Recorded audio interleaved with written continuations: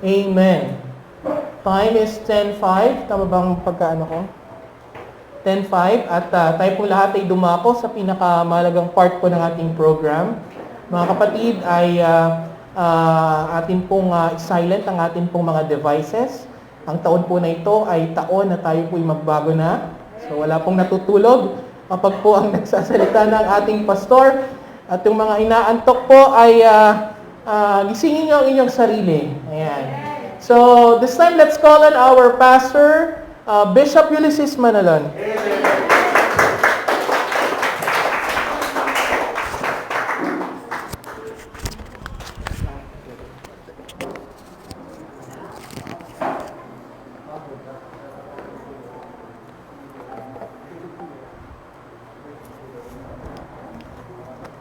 Magandang umaga po. Wala yatang tao talaga. Magandang umaga po. Mukhang nakanganga tayo sa nag-special number. Ano po? At parang tumaas yung acid ko nung kumakanta yung misis ko. Hindi, nakakatuwa na talagang maawit sila sa Panginoon. Sino magsasabi si Ate Lolit ay maawit na? Yeah. At yun ay biyaya po ng Lord. Kaya lahat ng mga ladies, lahat ng mga kapatid natin ay umawit kayo sa Lord. Iba yung pakiramdam pag nandito na po sa harap. Di ba? Brother Ronel, di ba nung special number tayo dito? So, iba yung pakiramdam. At umawit tayo sa Panginoon.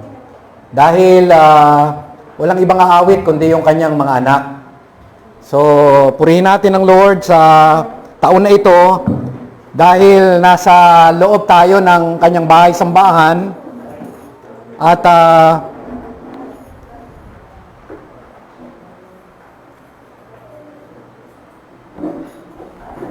nakiayos mo.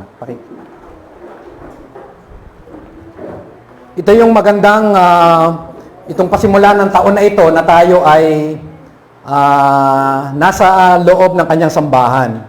Kaya sabi ni Preacher Yoel, walang matutulog.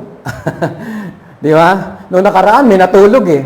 Sa bagay, puyat naman si Eta noon. Pero huwag nang ulitin yun ha, Brother Eta na. Pagka antok ka na, huwag ka nang mag-church. Huwag kang matutulog ka lang sa church. Dahil, naintindihan natin yun, dahil napuyat ka noon, pero hindi po tinutulugan ng church. Amen? At nandito tayo para sambahin ang Diyos.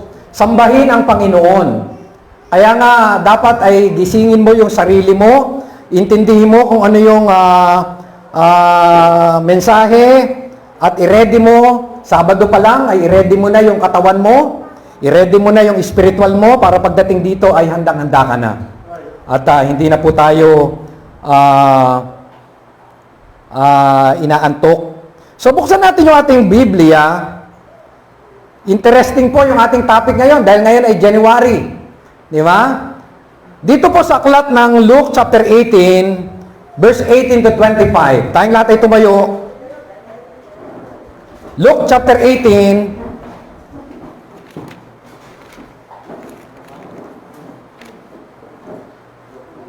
pag binasa po natin to, nabasa natin to, magkakaroon na tayo ng idea kung ano po yung lesson natin ngayong umaga.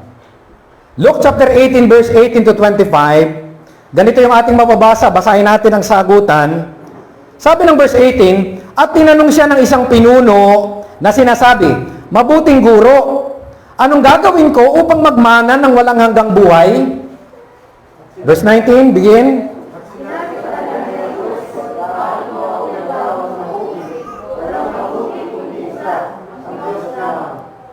Talastas mo ang mga utos, huwag kang mangalunya, huwag kang pumatay, huwag kang magnakaw, huwag kang sumaksi sa di katotohanan, igalang mo ang iyong ama at ina.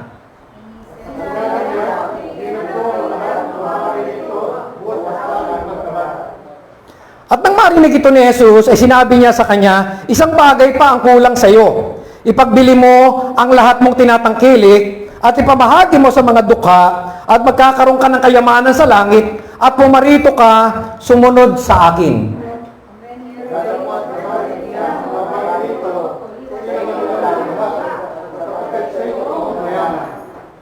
Verse 24, at sa pagmamasid sa kanya ni Jesus ay sinabi, pagkahirap-hirap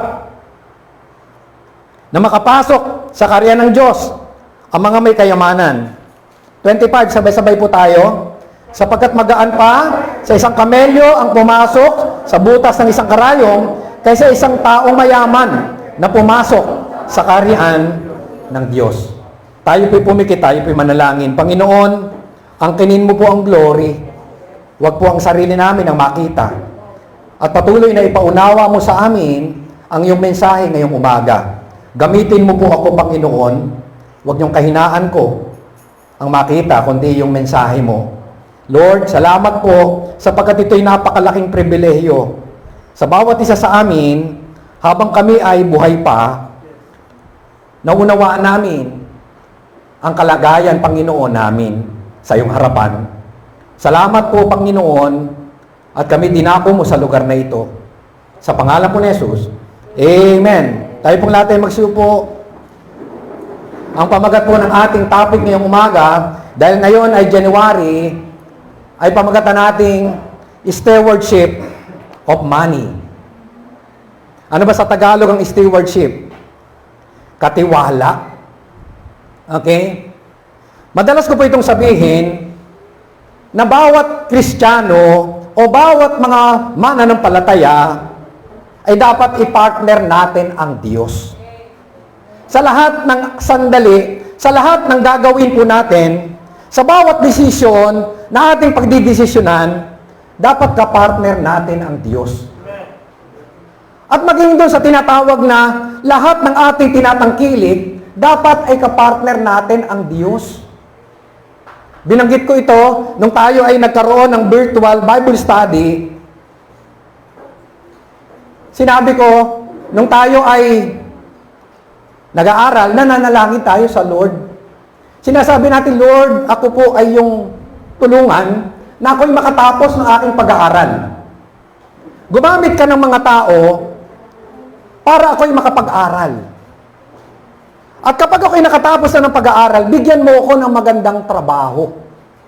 Na maayos sa trabaho, na masasabi ko ako naman doon ay, masasabi ko na, karapat-dapat natanggaping sweldo sapagkat pinagpagalan ko bago ko nakamit itong ganitong kalagayan. So, sa madalit sabi mga kapatid, mga magulang, pinapartner natin ng Lord. Amen? Amen po ba? Amen. Nung ikay nag-uumpisa sa buhay, nung ikay nag-aaral, maging nung bata ka, gusto mo pagpalain ng pamilya mo, hanggang sa ikay nakatapos at may trabaho na, mga kapatid, dapat partner mo pa rin ang Lord. Amen? Amen. Ibig sabihin, kaya mo mararating yung bagay na kung saan ay narating mo, ay dahil ka partner mo ang Panginoon at pinagpala ka ng Panginoon. Hindi mo mararating ang kalagayan na ikaw ay masasabi mong maayos ka na kung hindi mo pinartner ang Panginoon. Sa lahat ng bagay, sa lahat ng gagawin natin, sa lahat ng sitwasyon ng buhay natin, dapat ka-partner natin ang Lord. Alam niyo itong topic na ito, stewardship of money, one of the greatest temptation we face in our society is the tremendous materialism in our culture. Right. Ito yung kalagayan po natin ngayon. Bakit? We are geared to think that success is measured by the abundance of our material wealth. Ganyan ang pananaw ng mga tao. Kapag ang isang tao ay maraming pera, maraming pag-aari, sinasabi ng mga tao ay matagumpay itong tao na ito. Masasabi natin, successful itong tao na ito. Yun yung kanilang sukatan. Mga kapatid. At maging sa atin, sa Christian world, sa ayaw at sa gusto natin, ganyan din ang sukatan ng marami. Ang nakakalungkot, kahit mga Kristiyano, biktima ng ganyang pananaw. Di ba? Ay matagumpay ito. Talaga. Mayaman, may sasakyan, ang laki ng church. Ganyan yung sukatan eh. Pero mga kapatid, mga magulang, kaya nga mga tao Ang ginagawang sukatan ay ang yaman na meron ng isang tao. Pag walang yaman ng isang tao, maliit sa mata ng marami. At doon nila sinusukat kung siya ba ay matagumpay o hindi. Yung iba, eto nakakalungkot, kahit magkabaon-baon sa utang, basta may pakita lamang na sila ay mayaman. Yun yung matindi, okay lang siguro kung totoong mayaman ka. Kaya lang, kung nagpipretend ka lang na ikay nangungutang na napakalaking utang, pagkatapos, para malaman lang o masabi mo lang sa mga tao na ikay mayaman, nagkakamali po tayo. Di ba? Yung bang tipong, ang lalaki ng ginto, hindi naman pala totoong ginto. Para masabi lang na ikay mayaman. Mga kapatid, material things ba talagang sukatan? Material na bagay lang ba ang sukatan? Bakit maraming tao, sagana sa lahat, pero kulang pa rin? Hindi nyo napansin? Doon sa ating text, sa ating teksto, sa ating binasa, itong taong ito, may malaking problema. Napakalaki ng problema niya eh.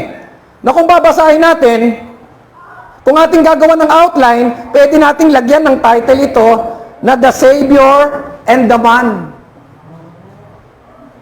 Di po ba? Una yung sa verse 18 and 22, the seeking. The confusion. Nakukonfuse siya. The ruler desires to know how he can inherit eternal life. Itong tao na ito, iniisip niya, paano ba magkakaroon ng buhay na walang hanggan? And then the clarification, verse 19 and 20, Jesus says, to keep the commandments. Ang maganda, meron na siyang conclusion. Sa verse 22, anong conclusion niya? Jesus tells the man, sabi niya sa verse 21, confirmation, the man says, he has done this since boyhood. Ginawa ko na ang pinapagawa mo sa akin. Since nung bata pa ako, maayos yung buhay ko. Ang conclusion ni Jesus, Jesus tells the man to sell everything he has. Give the money to the poor and follow him. Ito yung nakakalungkot, the sorrow, verse 23, the man turns away with sadness, not willing to give up his wealth.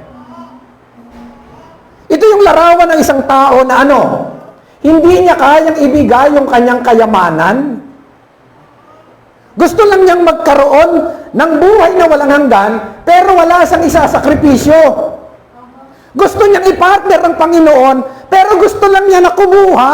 Hindi siya ready na magbigay. Kaya nga sabi ng Panginoon sa kanya, sabi dito, tinanong siya ng isang pinuno na sinasabi, mabuting guro, anong gagawin ko upang magmana ng walang hanggang buhay? Sinabi sa kanya ni Jesus, bakit mo ko tinatawag na mabuti? Walang mabuti, kundi isa ang Diyos lamang. Dalastas mo mga utos, huwag kang mga lunya, huwag kang pumatay, huwag kang magnakaw, huwag kang sumaksi sa di katotohanan. Igalang mo ang iyong ama at ina. At sinabi niya, ginanap ko na ang lahat ng mga bagay na ito, buwat pa sa aking pagkabata. Okay ka na pala. Maayos ang buhay mo. Magalang ka sa magulang mo. Ginawa mo na pala yan mula sa pagkabata. Anong sabi sa kanya ni Jesus sa verse 22? At nang marinig to ni Jesus, ay sinabi sa kanya, isang bagay pa ang kulang sa iyo.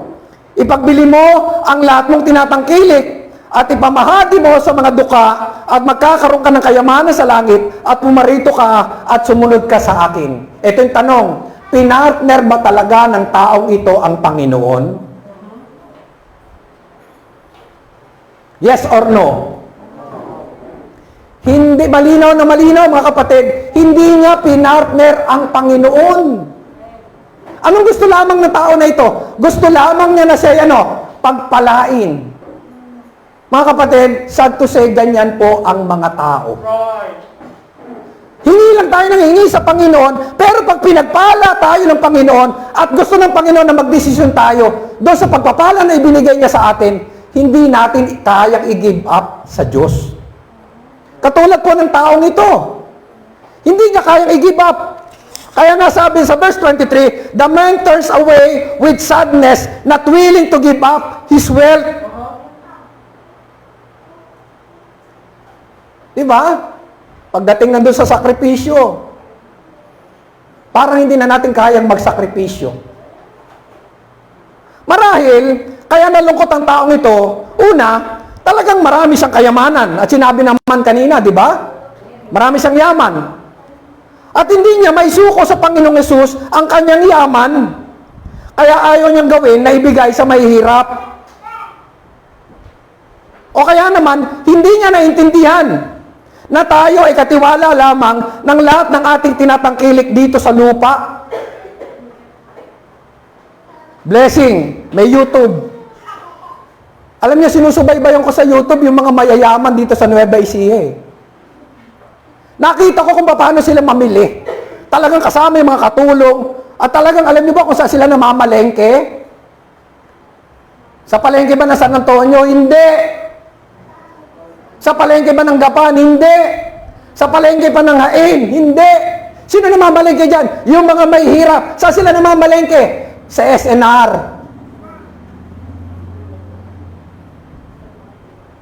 Na hindi pwedeng pumunta yung mga may hirap. Kasi pagka ikay pupunta ron, hindi ka pwedeng pumunta ron kung hindi ka nakarehistro. Magkano yung rehistro? 800? 1,000? Samantalang yung 700, pagkain na yan ng may hirap sa loob ng isang linggo. Kaya hindi pupunta doon yung mga mahihirap. At nakita ko kung sila'y mamili talagang isang buwan. Kaya pala nauso yung panic buying. Kaya-kaya lang ubusin yung isang iskaparating tinda doon sa SNR. At malamang kung mamimili sila doon, gugugol sila ng 100,000 kasi talagang napakarami silang bumili. Mga kapatid, mga magulang, bakit ko ito sinasabi?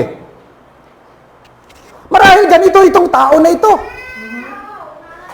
Di ba? Nalungkot siya.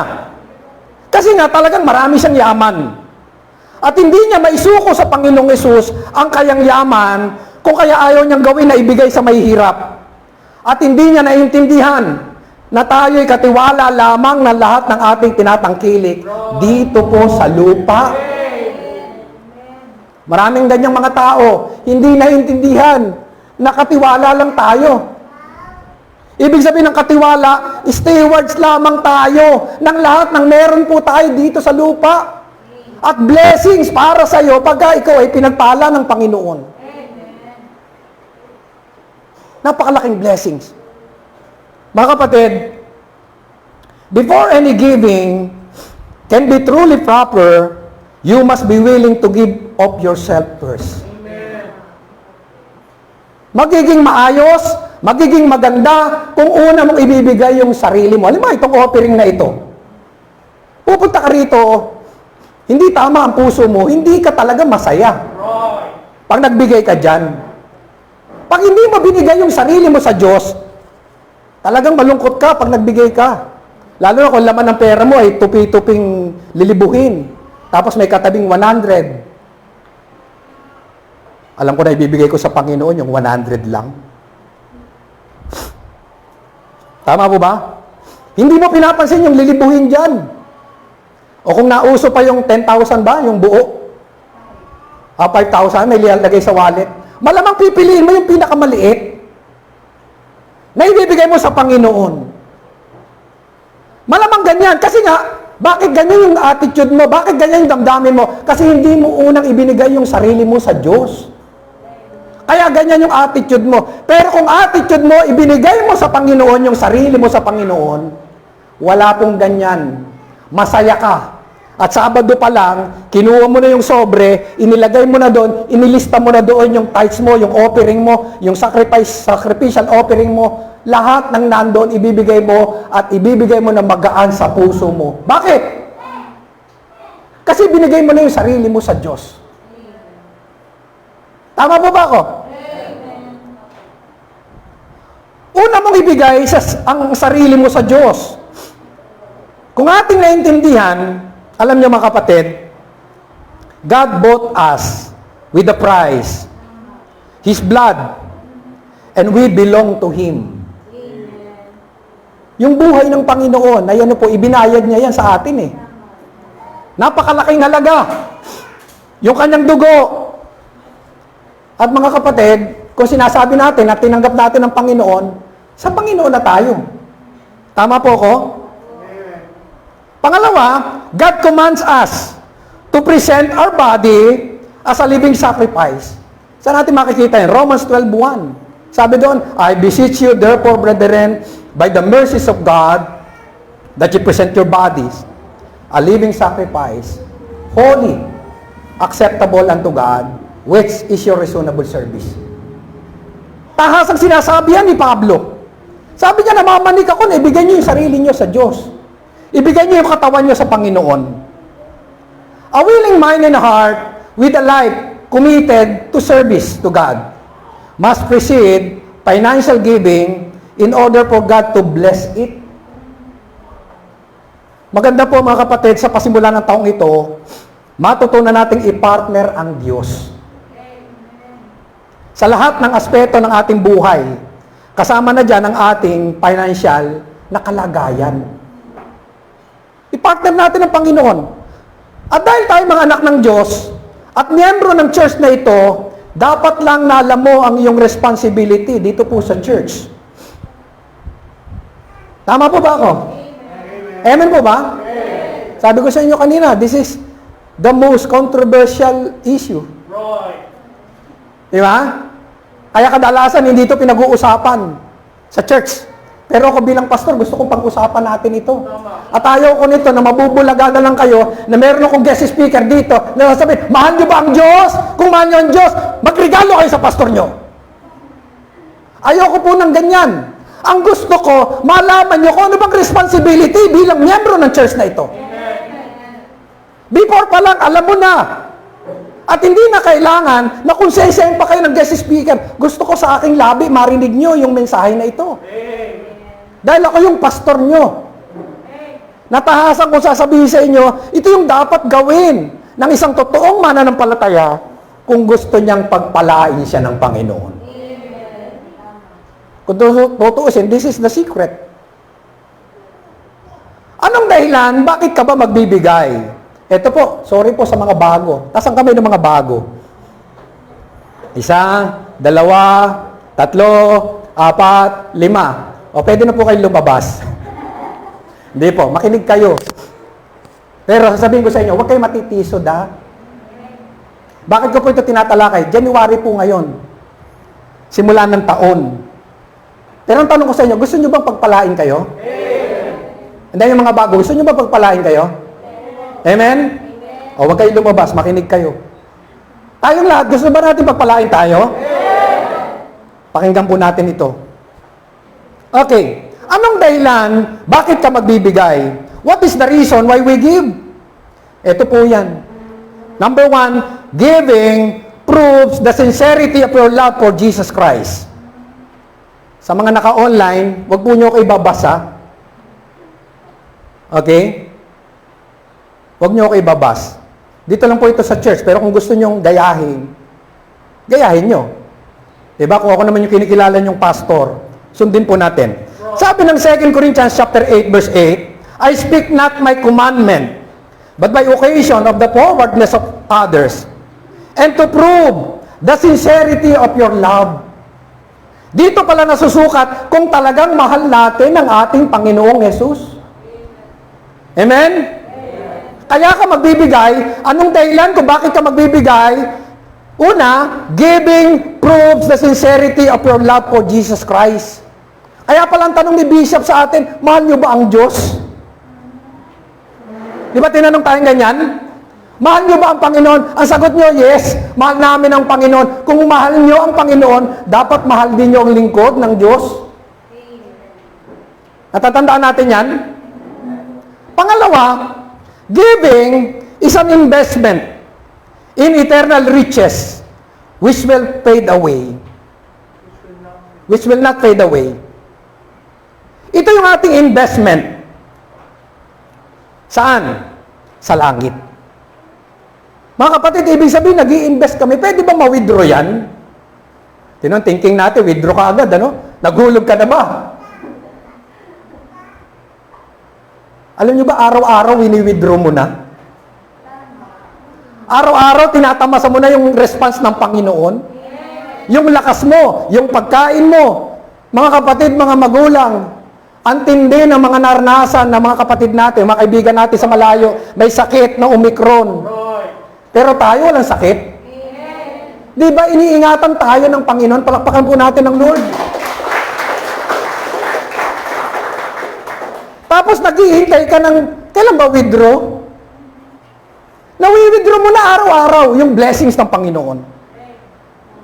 Pangatlo, giving develops an attitude of grace for other words. It takes no special talents or abilities to give. Only grace. Dito tinitingnan ng Panginoon yung ating attitude. Kung paano tayo gamitin ng Panginoon. Di ba ang ganda na meron kang church, alam mo kung saan mo dadalhin? Kaysa sa wala kang church. Hindi mo alam kung saan mo dadalhin. At kung dadalhin mo man, hindi mo alam kung makakarating ba talaga yung ibibigay mo sa o ano mangyayari.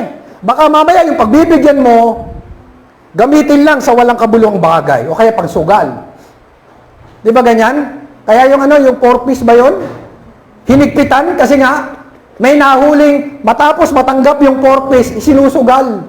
Iniinom ng alak ng mga tatay. Samantalang para yun sa pag-aaral ng mga anak nila. Ganyan ang mangyayari kapag wala kang church. Pero pag may church ka, alam mo kung saan napupunta yung ibibigay mo kasi nga, meron tayong libro. Meron tayong record. At alam mo kung sinong gagamit niyan, lingkod ng Diyos pa rin. Kung saan mapupunta. Panglima, pang-apat, the person who benefits most from your giving is you. Sabihin nyo nga, is me. Ako. I am. Buti na lang, nandyan yung ating mga Inglesero, no? Ako lang, okay na yun eh. Hindi nyo naman napansin eh. Napansin nyo ba? Sister May, hindi naman mapapansin. Amen ng amen, hindi naman napapansin yung English ni Pastor. Eh, dalawa lang naman ang English ko eh. Who does your father? Tsaka worst name. Mga kapatid, tayo pala yung magbe-benefits. Acts chapter 20, verse 25. Anong sabi dyan? It is more blessed to give than to receive. Sabi sa Tagalog, lalo pang mapalad ang magbigay kaysa sa tumanggap. Kumplitohin mo nga ito, anak. Sister Angel, Acts 20:25.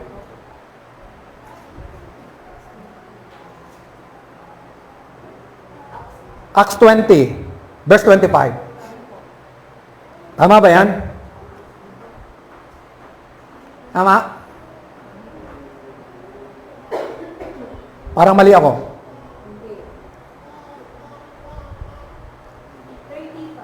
35.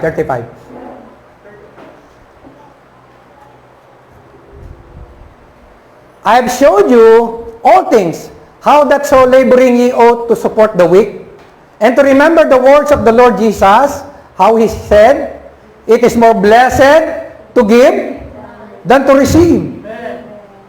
Sabi yan, lalo pang mapalad ang magbigay kaysa sa tumanggap. Ito, madalas ko sinasabi ito eh. Kaya ka nakapagbibigay, dahil meron ka na. Kaya ka nakapagbibigay, dahil pinagpala ka na ng Panginoon. Hindi ka makapagbibigay kung wala ka na maibibigay. Kaya pala sabi, it is more blessed to give than to receive. Ibig sabihin, malinaw na malinaw, eto po kaya pinagpapala ang kanyang mga anak ay para maging daluyan ng pagpapala sa iba. Malinaw eh. Kaya pag pinagpala kayo, mga kapatid, mga magulang, alam nyo na yung gagawin nyo. Huwag nyong ikikip. Pinagpala ka na nga, mag-share ka. Ibigay mo sa iba. Alamin mo kung saan mo pwede ibigay. So, yan yung dahilan. Kung bakit ka magbibigay. What is the reason why we give? Pangalawa, saan ako dapat magbigay? Where am I to give? Number 1, kaya nagkakagulo-gulo dahil hindi natin alam kung saan natin ibibigay. Sabi yan, your primary responsibility is to your local church. Tama po? Anong ibig sabihin ng local church? Doon ay miyembro ka. Kaya dapat alamin mo kung saan ka talaga miyembro. Doon ay tumanggap ka sa Panginoon, doon ay nabaptize ka, doon ay miyembro ka. Hindi po pwede na ikaw magbibigay kung saan church. Alam niyo po yan? Yung nakasanayan ng marami kung saan church. Pwede rin yun, pero dapat malaman mo, your primary responsibility is to your local church. Yung church mo na matatawag. Na doon binaptize ka. At mga kapatid, hindi po marami ang pastor. Dapat isa lang ang pastor mo. Meron tayong great shepherd. Meron tayong si Jesus Christ, ang ating great shepherd. Pero may under shepherd. Hindi ba, sinong pastor mo? Kasi umatin ako nung Sunday doon sa ganito Yung pastor doon, yung pastor ko. Tapos sunod na Sunday, doon sa kabilang church, yung pastor doon, yung pastor ko. Mga kapatid, yung inatinan mo sa susunod na pastor, hindi pastor pastore. Pastor mo ba yon? Amen. Isa lang po ang dapat na pastor natin, kung sino yung taong ginamit at nananalangin sa iyo. Kaya tuloy, ang dami-dami na pastor mo. Dapat isa lang po ang pastor mo. Saan natin makikita yan? Saan ako dapat magbigay? Sa Malakay chapter 3 verse 8 to 11. Ito po, kadalasan, ginagamit po ito. Pero dapat maintindihan po natin ito. Malakay chapter 3 verse 8 to 11. Sabi ng verse 8, nanakawan baga ng tao ang Diyos? Gayon may ninanakawan ninyo ako, ngunit inyong sinasabi, sa ano ka namin ninanakawan? Sa mga ikasampung bahagi at sa mga handog. Verse 9, kayo'y nangasumpa ng sumpa sapagkat inyo akong ninanakawan sa makatuwid bagay nitong buong bansa.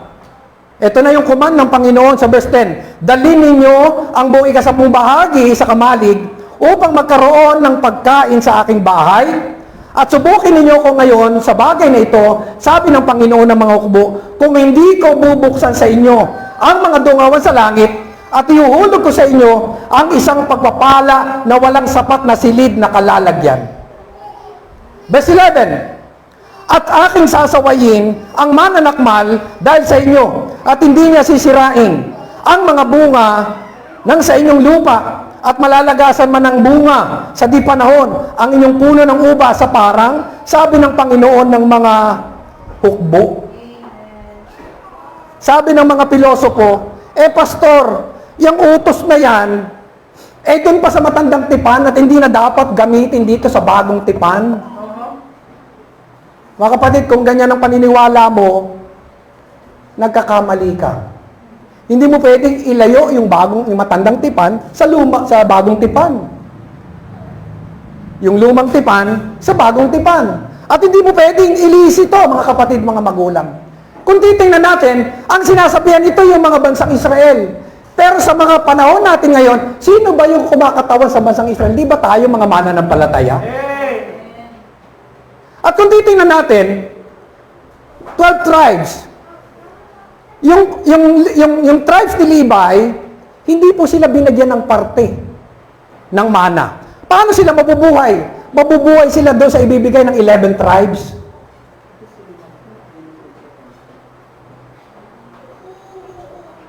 Sabi rito, dalhin ninyo ang buong ikasampung bahagi sa kamalig upang magkaroon sa aking bahay.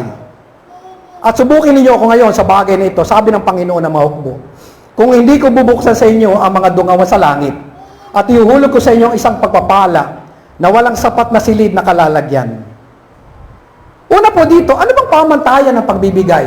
Maraming pagbibigay, pero ilan lang po isasabihin ko sa inyo. Number 1, pamantayan ng pagbibigay. Ang pagbibigay ng tithes, o yung tinatawag na ikapo. Saan ba natin ito nakita? Binasa natin, mga kapatid, ang Biblia ay tahasang nagtuturo ng ikasampung bahagi ng lahat ng ating kinikita ay hindi sa atin sapagkat ito ay sa Diyos. Amen. Kaya nga sabi ito sa ating binasa, mula ng araw, yung Malakay chapter 3 verse 7, mula ng mga kaarawan ng inyong mga magulang, kayo'y nagpakaligaw sa aking mga tuntunin at hindi ninyo tinalima Ano sabi dito? Manumbalik kayo sa akin at ako'y manunumbalik sa inyo. Sabi ng Panginoon ng mga hukbo. Ngunit inyong sinasabi, sa ano kami manunumbalik? Verse 8, nanakawan baga ng tao ang Diyos, gayon may ninanakaw ninyo ako. Ngunit inyong sinasabi, sa ano ka namin ninanakawan? Tahas ang sinabi ng Panginoon sa mga ika-10 bahagi at sa mga handog. Amen? Nagmamaang-maangan ang mga tao. Nagmamaang-maangan ang mga Israelites. Sa ano ka namin? Ninanakawan. Ano sabi ng Panginoon? Sa ika-10 bahagi.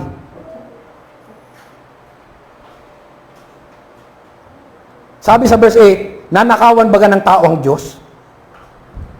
Gayon may ninanakawan ninyo ako.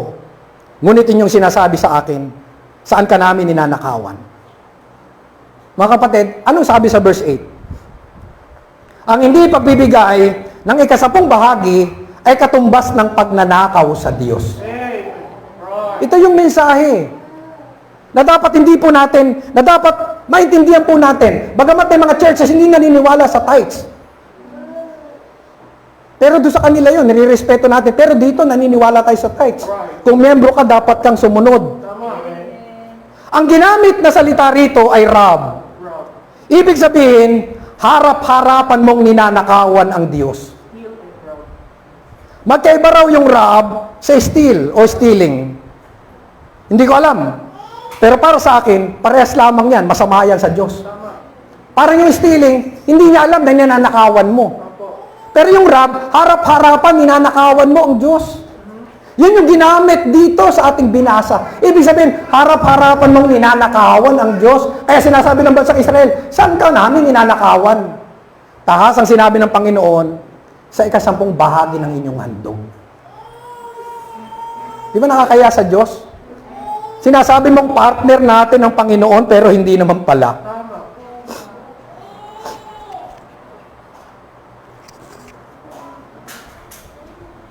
Note, ito ay hindi ibinigay bilang isang bahagi ng kautusan. Kung tutusin, hindi pala ito sakop ng kautusan.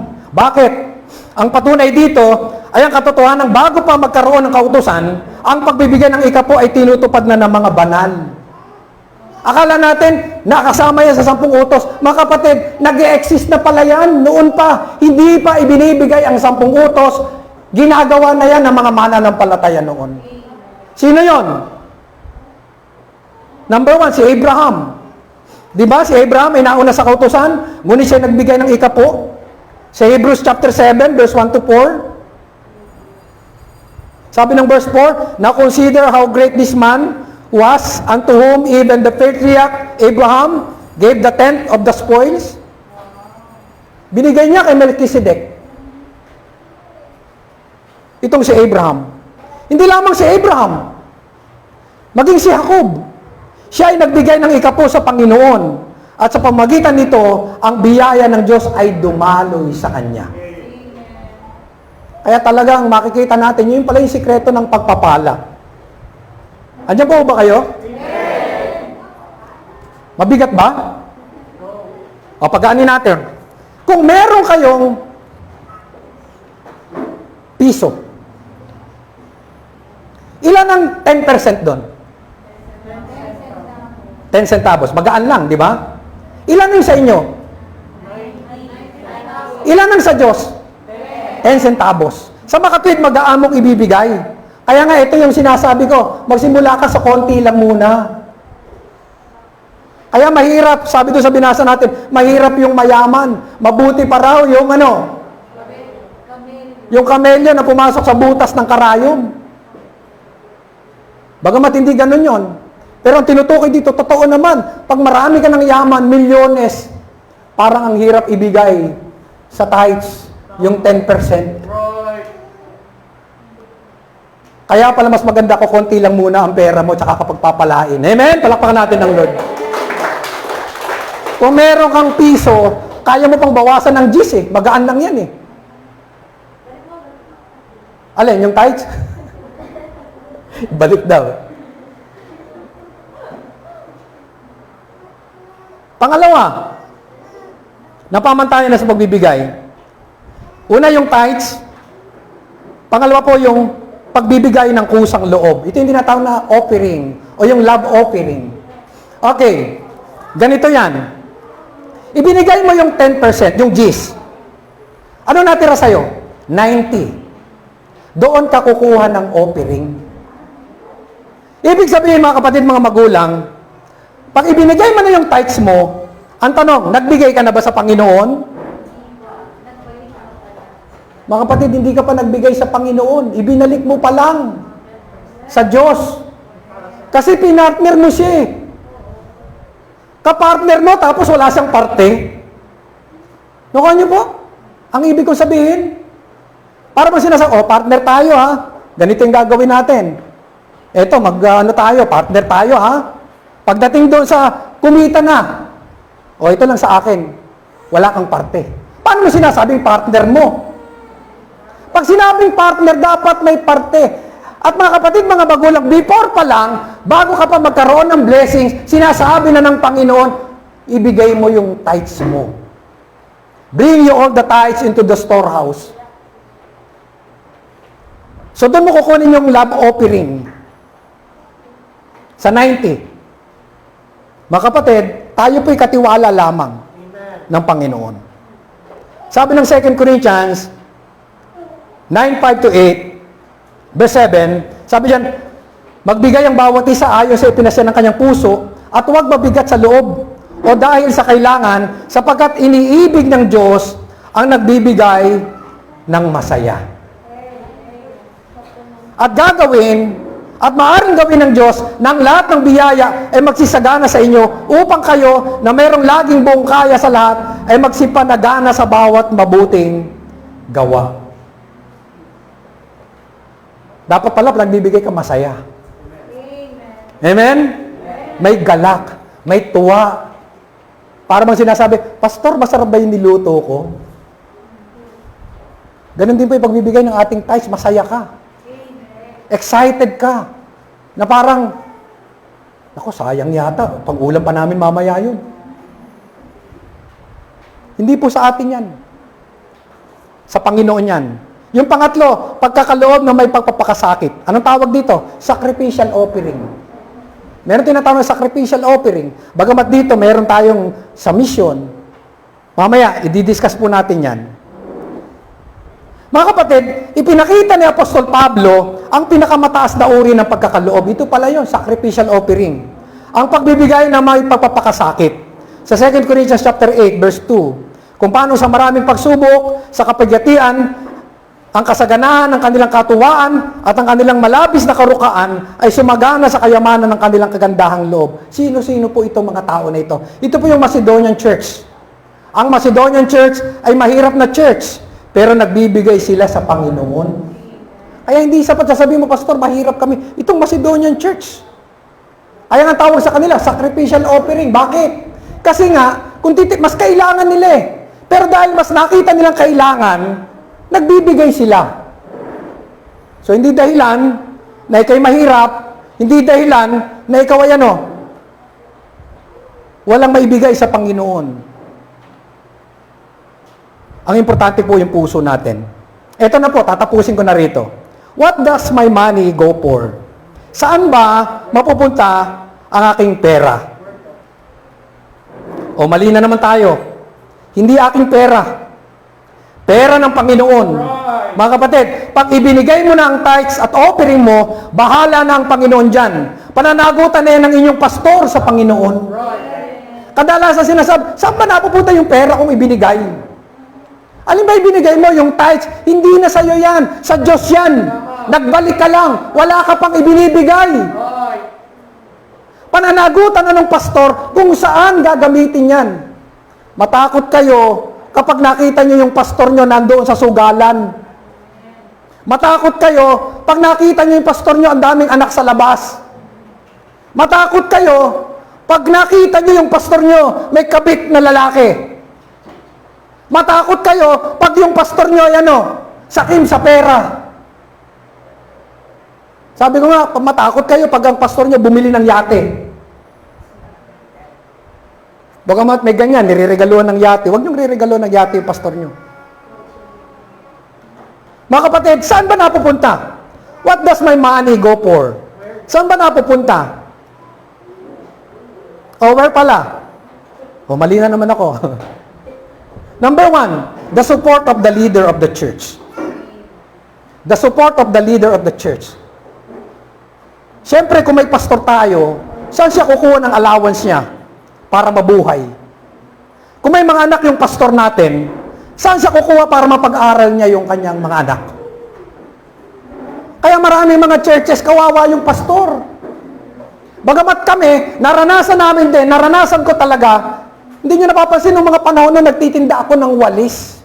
Nagtitinda ako ng sabon. Kaya lang nakabonit ako, hindi ako nakikilala. Kaya hindi ko kayo pinapahiya, hindi ako kilalang pastor. Nalibot ko yung gapan, nalibot ko yung kabanatuan, nalibot ko halos yung mga sulok dito para magtinda, para kami mabuhay. Sabi ko, Lord, pag sapat na yung blessing sa church, hindi na po ako magtitinda. Salamat ngayon, hindi na ako nagtitinda. Amen? Palakpakan niyo, Lord.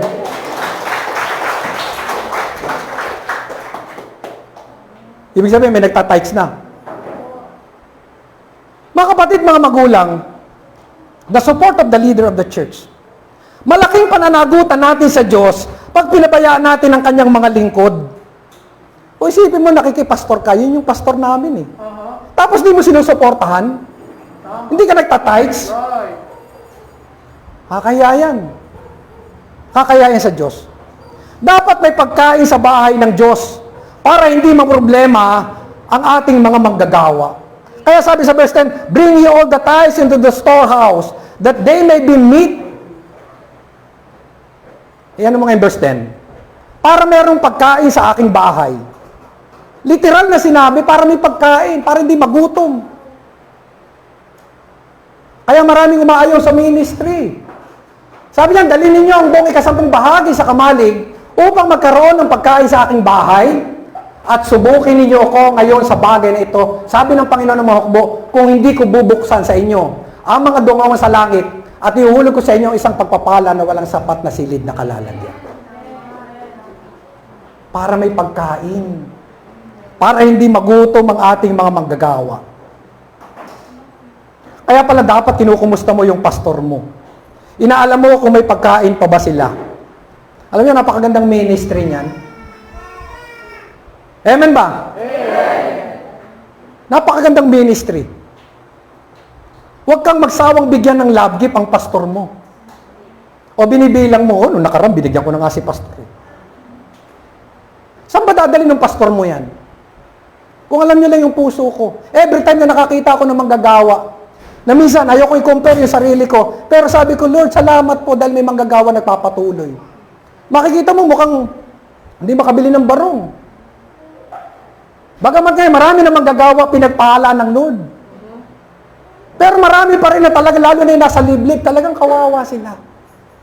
Isipin nyo, every time na mag-anniversary, nagsusulisit. Tulungan nyo kami, meron kaming gift givings para sa kids. Any amount ay tatanggapin namin. Di ba nakakahiya yun? Nasaan yung mga miyembro?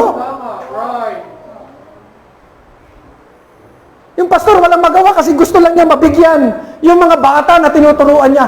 Pero wala siyang magawa kasi nga nakikita niya talagang walang-wala.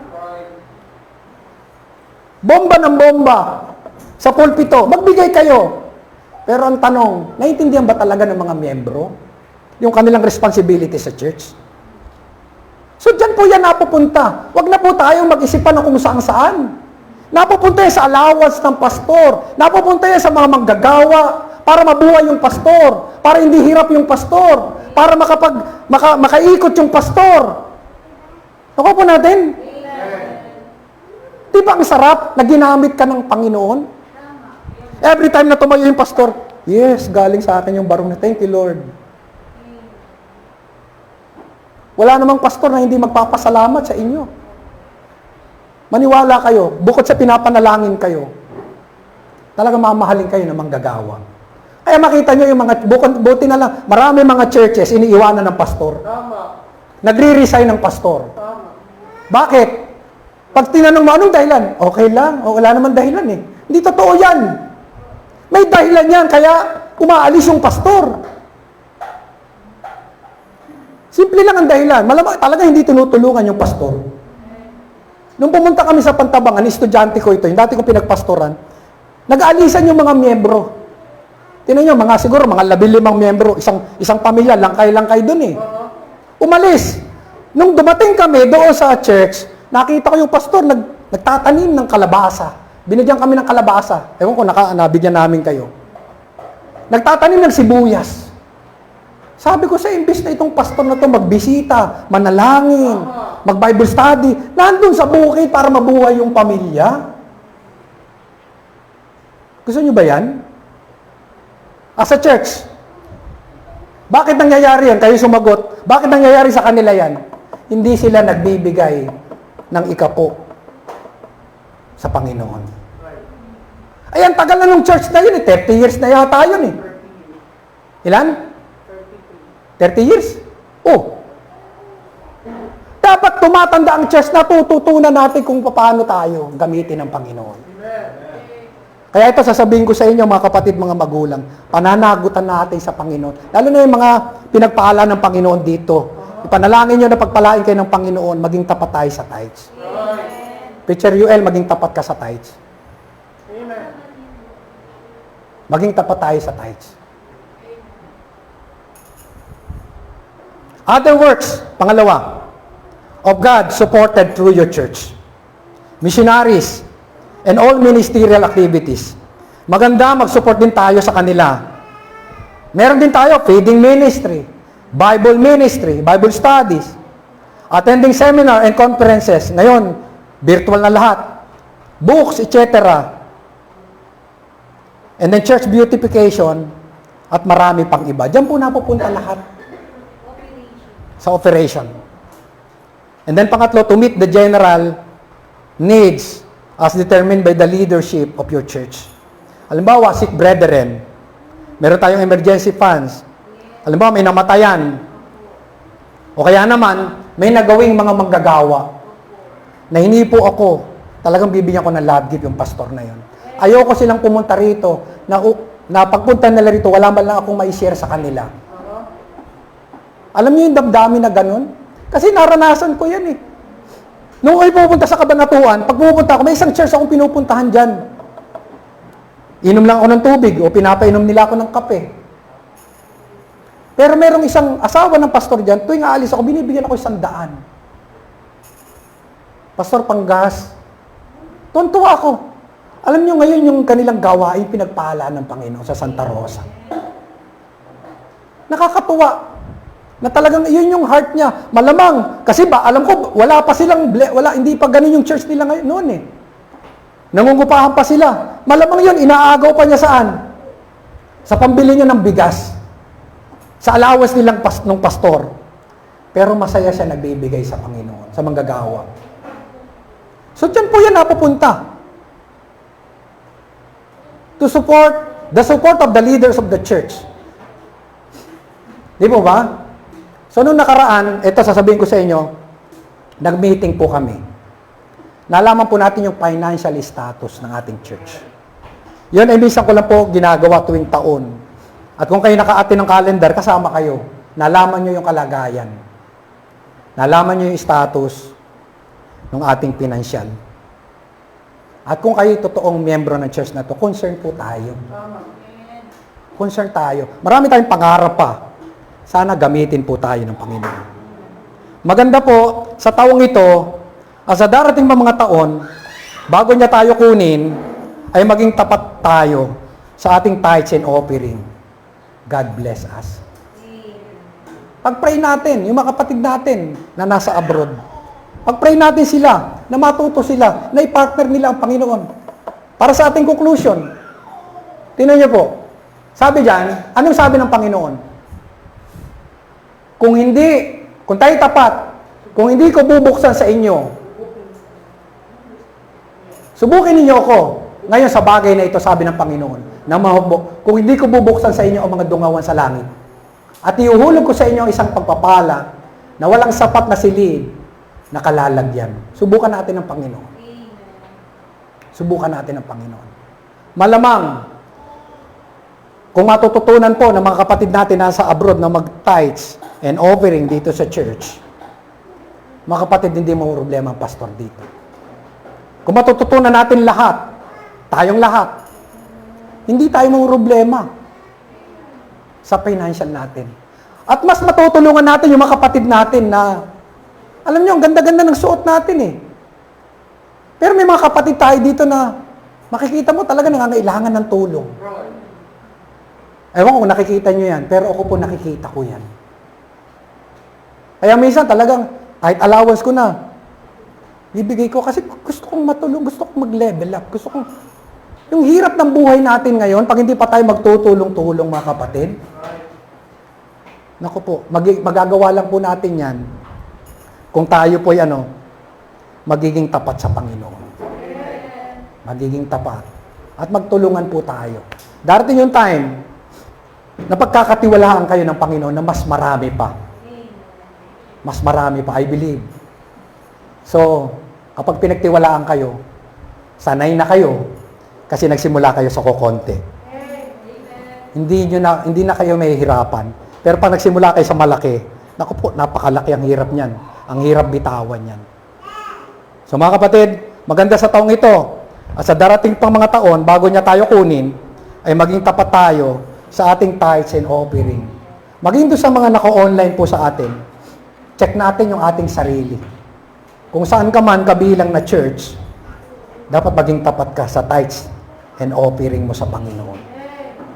Maging tapat ka. Subukan mo ang Diyos. Subukan natin ang Panginoon. Kami po mag-asawa, share ko lang tong konti. Kami po mag-asawa, nagtatize kami parehas. Kasi ako, ang ginawa po, alimbawa, may allowance ako. Sabihin ko sa inyo, ang ginawa ko po, dahil conjugal property, hati kami. Alam niyo bakit? Mami, hati tayo. Lahat ng blessings ko, inahatian ko yung misis ko. Kaya lang, napakabusilak ng puso ng misis ko. Bakit? Yung kahati na binibigay ko sa kanya, doon niya kinukuha yung pambili ng ulam. Lahat, sa pamilya, pambili ng sabon, pambili ng... Sabi ko, di wala na rin natitira sa'yo. Ako naman, nagagamit ko rin yan sa iba. Alam mo, may mga pastors na pumunta. O kaya naman, nagsisave din ako po konti-konti sa mga emergency fund. Ibig sabihin, alam niyo pong ginagawa namin, yung hati kami, nagbabawasan ng tithes doon at ako rin nagbabawas din ng tithes. Nagtatites din po kami parehas. Napakaganda na gawin natin maging tapat po tayo sa tithes sa Diyos.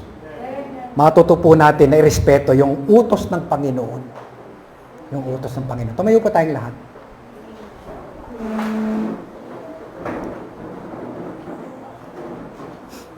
Panginoon, salamat po. Minsan ko lang po ito ituturo dito sa church na ito.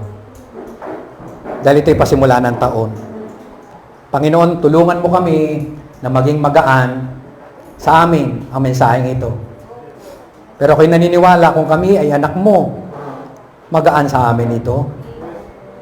At hindi kami mabibigatan. Tulungan mo ang bawat isa sa amin na maging tapat sa larangan ng pagbibigay, Panginoon, sa iyo ng ikapo. Panginoon, salamat po sa iyong mga anak. Salamat po sa iyong kabutihan. At ang pagpapala ng Diyos Ama, ang pakikipisan ng Diyos Anak, at ng Banal na Espiritu ay sumaatin ngayon at magpakailanman. Amen. Amen. Thank you very much. Balik po natin sa ating leader.